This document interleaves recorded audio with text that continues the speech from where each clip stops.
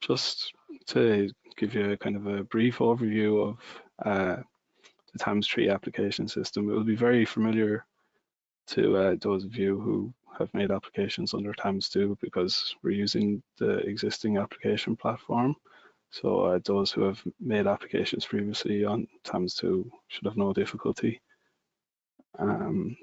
Just in relation to access, the various authorization forms can be accessed on Ag Food. They're under the online services tabs, or there's a download form tabs as well that can be used to get the various access relevant to companies and individuals for agents.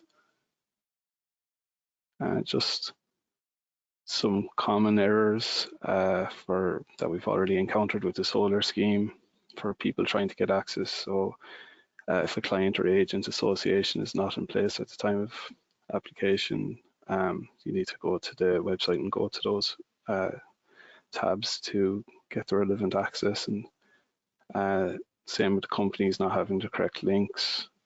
And just to double check when you are making an application that the applicant details displayed on the TAMS tree screen are actually correct, because if there's been a change in entity, sometimes these aren't right.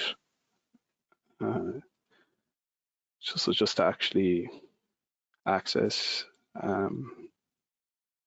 TAMS tree, then it's just the same kind of this display as before. It'll just appear there, so you can see TAMS tree ons, this.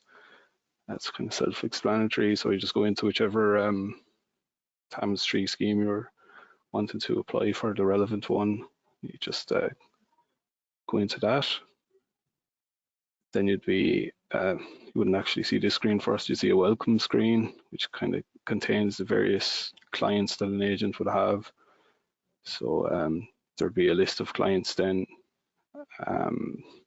that's associated to a given advisor, and that list is searchable, and you just can search by, you know, surname of the intended applicant, or you can search by their business D, which would be their TAMS tree ID in this case.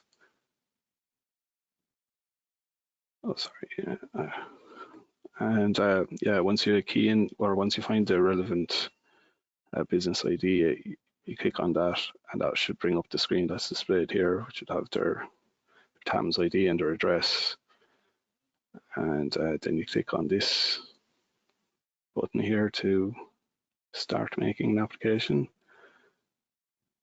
So you can see that there's 3 buttons here: save draft, validate, and submit.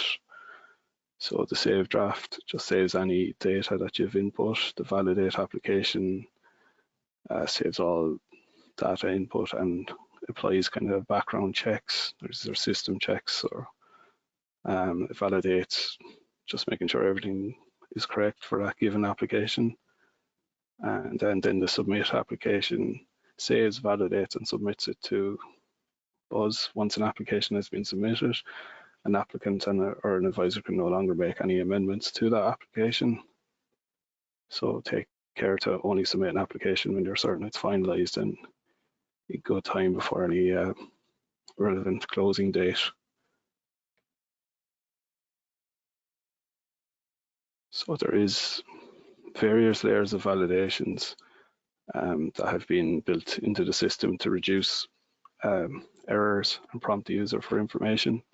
So if the proposed cost is not included, or if somebody is put in the wrong dimension, or putting in a dimension outside the correct range, a validation error will appear.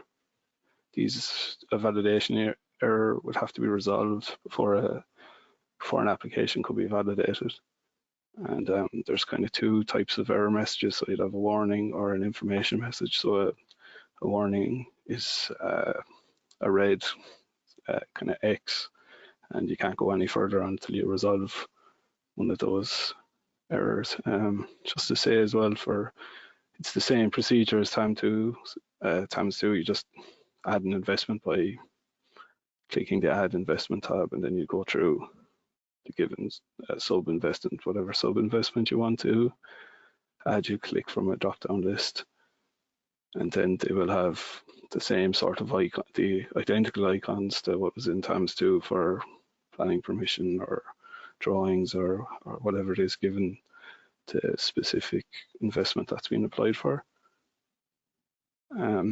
Just in relation to the date of setup, which would be important for a young farmer applicant, it's just the date of setup is the date of request of registering a department identifier in the applicant's name.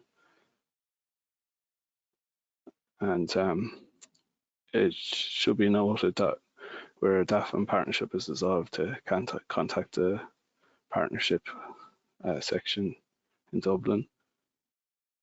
And this one is a planning permission. So it's a common error we found in TAMS 2 is that applications were being submitted without planning permission. So where planning permission is required, we'll not accept an application as unless valid documentary evidence of a grant of full planning permission or revised planning permission were required, or a declaration of exemption of the proposed works issued by the relevant local authority accompanies the application. So if your application requires planning permission, don't submit it until you actually have said planning permission. So it just cuts out errors. Same with company documents. When you're making the application, ensure that you actually have the company registration certificate, the memorandum and articles, and the memorandum and articles of association are actually signed. And same with the B10, if it's required, just make sure they are submitted as well. And document upload. So make sure that the documents that are uploading for a given application are actually uploaded to the correct document type. So making sure planning permission is under planning permission, education details are under education details. Just ensuring everything's under the right tab, and also to be aware that maps must be A3 size or smaller, so larger maps are not allowed under TAMS. So if there's ever any issue in an application, the staff here will send out query letters and reminders, so just ensure that those are replied to within the given timelines, because anything outside that would lead to them being rejected. And just a brief summary then of the main application stages. So the draft online is just when you're initially starting to make an application. Once you've gone through all the validations I was talking about previously and submitted, it's finalized. So at that case, then an advisor or an individual can't make any edits to the application. Then ready for HQ checking is when it's been received by HQ here in Johnstown Castle. That's when the staff here start to process the files and sort of start issuing queries if queries are required, or rejecting applications, etc. So then once we're satisfied that the file has passed all admin checks, then it goes to ready for RAS, and this is when the files go through ranking and selection. And assuming that the file is selected, it goes to RAS selected or not selected, depending, but RAS selected means that it's going to be issued or sent to the local office. And so, once it goes to the local office, then they process it and issue approvals. And after approval, then you get into the claim and the claim checking. That's just on the local office side, and then they approve it, and finally then we pay it here.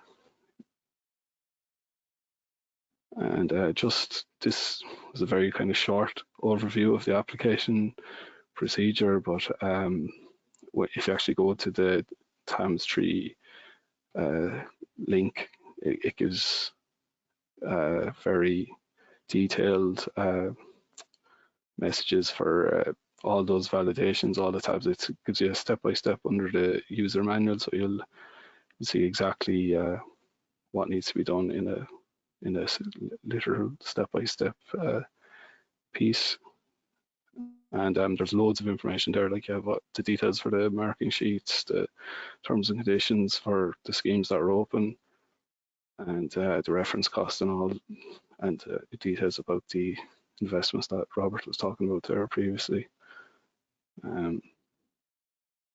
So thanks very much for your attention.